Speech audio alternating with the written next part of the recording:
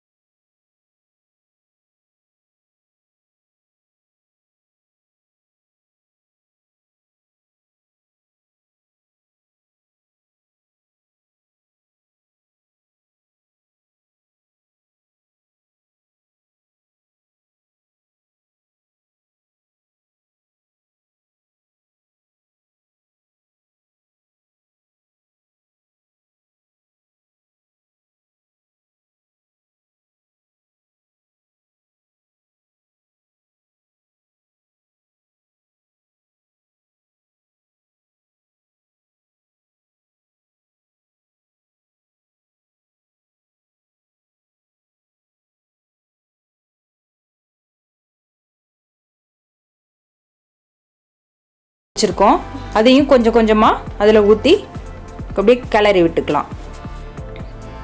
இதுக்கு சேர்க்குறோன்னா இப்போ ஹோட்டல்லலாம் இந்த மாதிரி எக் ஆட் பண்ணி கொடுப்பாங்க, அது ரொம்பவே நல்லாயிருக்கும். அதுக்காக தான் இந்த ஸ்டேஜில் நம்ம இதை ஆட் பண்ணுறோம். நீங்கள் வெஜிடேரியனாக இருந்தால் முட்டை ஆட் பண்ணாமல் அப்படியே சாப்பிட்டுக்கலாம். முட்டை வேணும்னா சேர்த்துக்கோங்க, இல்லைன்னா விட்டுருங்க. இப்போ அவ்வளோதான், சூப் ரெடி ஆயிடுச்சு. இப்போ நம்ம இது கூட கொஞ்சமாக கொத்தமல்லி தழை சேர்த்துட்டு அடுப்பை ஆஃப் பண்ணிவிட்டு நம்ம வேறு பாத்திரத்துக்கு மாற்றிக்கலாம். இப்போ பாருங்கள், தக்காளி சூப்பு ரொம்பவே சூப்பராகவும் ரொம்ப கலர்ஃபுல்லாகவும் ரெடி ஆயிடுச்சு. நீங்களும் இதே மாதிரி செய்து பாருங்கள். செய்து பார்த்துட்டு உங்கள் ஃபீட்பேக்கை கண்டிப்பாக என்னோட கமெண்டில் சொல்லுங்கள். மறக்காமல் சப்ஸ்கிரைப் பண்ணுங்கள், பக்கத்தில் உள்ள பெல் பட்டனை கிளிக் பண்ணுங்கள், உங்கள் ஃப்ரெண்ட்ஸ் ரிலேட்டிவ்க்கெலாம் கண்டிப்பாக ஷேர் பண்ணுங்கள். தேங்க்யூ ஃபார் வாட்சிங். உங்கள் லக்ஷ்மி.